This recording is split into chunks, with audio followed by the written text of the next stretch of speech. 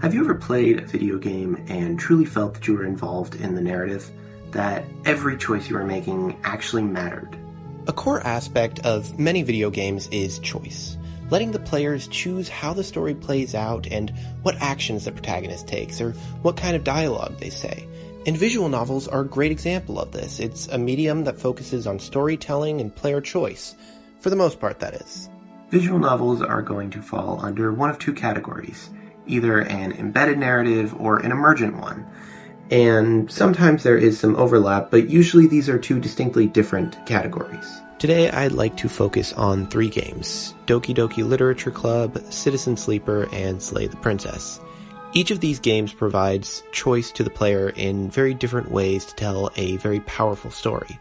But even then, none of them treat choice in the same way, and that is exactly what I'm going to be talking about.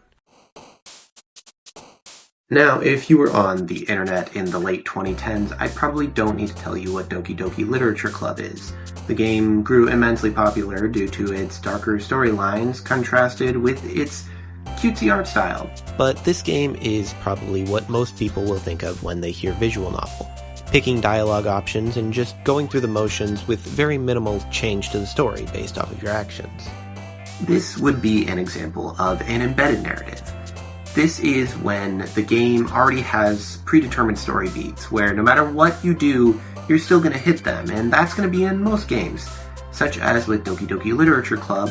No matter who you decide to hang out with or what you say, no matter what's going to happen, you will still hit the exact same story beats, just like everybody else who plays the game.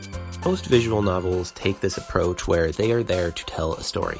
They will give you nothing more than the illusion of choice with the idea that what you will say can change things, but most of the time, at the end of the day, there are very few things that you actually get say over, and the game is going to play out the same way no matter what you pick. Doki Doki Literature Club is a psychological horror visual novel. It follows the story of you, the protagonist, joining the literature club at your school. And it's supposed to be a dating sim, or at least that's what you would think if you hadn't been spoiled online beforehand. So at this point, everything seems pretty normal. It's just your average dating sim until suddenly things start changing. Sayuri's depression becomes far worse to the point where she takes her own life. Then next is Yuri, who becomes far more obsessive and psychotic, literally stabbing herself in front of you. And then Natsuki just gets deleted from the game by Monika. At this point, we find out the truth, and that is that Monika is sentient. She is aware that she is in a dating sim, and who doggy is she pissed off that she was not one of the options you could date. So she decides to quite literally get rid of all the other options until it's just you and her. That is, until you eventually go into the files and delete her from the game. No matter what you do, Sayuri and Yuri are going to die. You can't change that. No matter what you do, Monika will always take over the game.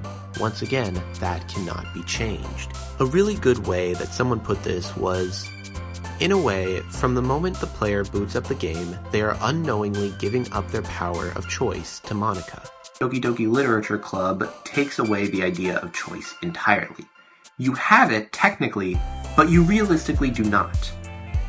But a lot of other visual novels do the exact opposite of this, and the one I'd like to talk about now is Citizen Sleeper. Citizen Sleeper is not only a visual novel, but also a life sim.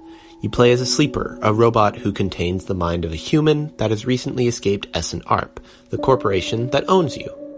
Citizen Sleeper is a great example of an emergent narrative.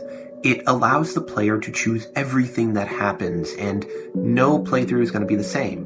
One great part about it is specifically the fact that the game doesn't end. What I mean by this is that when you get an ending, you will be shown the credits and sent right back to the colony. There is no end until you choose for there to be one. You can do just 1 or 2 storylines. You can do all of them. You can just never stop playing the game and just keep living your life as a sleeper. There's no point, but you choose when your story ends. The first story that I would like to focus on is Ankida's. She is a mercenary that you meet, and she asks you to help fix up her ship. Eventually, after not really caring about her story at all, I fixed up her ship and she asked me to help her track down her crewmate that had actually stolen her ship mind and stranded her in the first place. I soon found the crewmate and with that found out the reason why he had stolen the ship mind. It was to keep another sleeper alive, specifically one that he was in love with. And I had brought Ankita straight to them.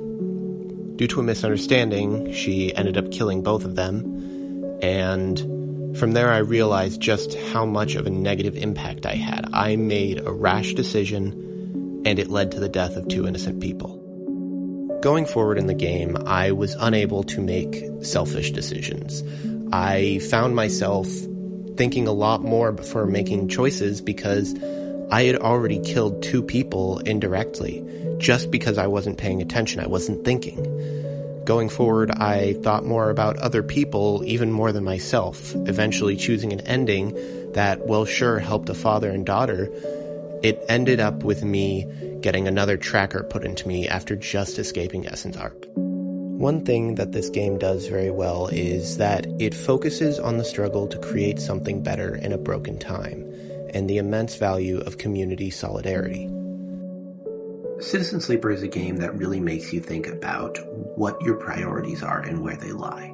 Do you take care of yourself or do you try to help others? And even as you realize maybe you want to help these people but not these ones, you realize there's always a lot more than meets the eye. And that specific part is what brings us to our last game today. I'd like you to imagine you're on a path in the woods, and at the end of that path is a cabin, and in the basement of that cabin is a princess. You're here to slay her. Wait, what? If you don't, it will be the end of the world. Slay the Princess is a game all about choices. Everything you do, every thought you have, has an actual impact on the story. It is a combination of both an embedded narrative in the way that there are only a few fixed endings, but it's also an emergent narrative because of the way that the game is structured. Every playthrough is entirely different because the whole point of the game is how you get to the ending. Slay the Princess works in loops. Basically, you will be sent back to the beginning where you will go through 3 chapters based off of whatever decisions you make. At the end of the day, you can reach a total of 13 different princesses, and you get 5 per playthrough. Basically, every choice you make will choose which princess and which branching path that you go down. Now, while there is a lot of different things you can do in this game, at the end you can kind of boil it down to 2 main things. You can either listen to the title of the game and the narrator and slay the princess, or... Oh yeah, that's right, you can romance her. What's that? You forgot to read the warning at the beginning of the game where that told you this is a love story? Because, oh yeah, it's a love story. The specific path that I would like to focus on is the Thorn Princess. Now, while this is a romance path, it starts off in a very strange way. You gain her trust and you go to free her. Once she is free from her shackles, the narrator quite literally forces your hand and makes you attack her. Because of this, she kills you because, well, let's be honest, you had it coming. This then brings us to the witch. This is the second chapter where you need to convince her that you are genuinely sorry. You do not wish to bring her harm and you feel awful for what you did, even if it wasn't entirely your fault. You give her the knife and she kills you. But after she does so, she realizes that she's only stooped to your level. She doesn't want this, and now she doesn't know what to do. Now, finally, we are at the final chapter, the Thorn. This is where we find the princess trapped in the basement, entangled in vines with thorns, and she can't escape without your help. But why should she trust you? Why should she give you the knife? What if you just hurt her again?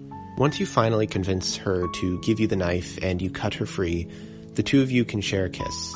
And thanks to the power of true love, I kid you not, You can get out of the basement quite easily, and much to the narrator's dismay. Believe me, this guy is pissed off that you did not kill her. The player's choices don't just define the princess, they reveal hidden facets of the hero's own identity and morality.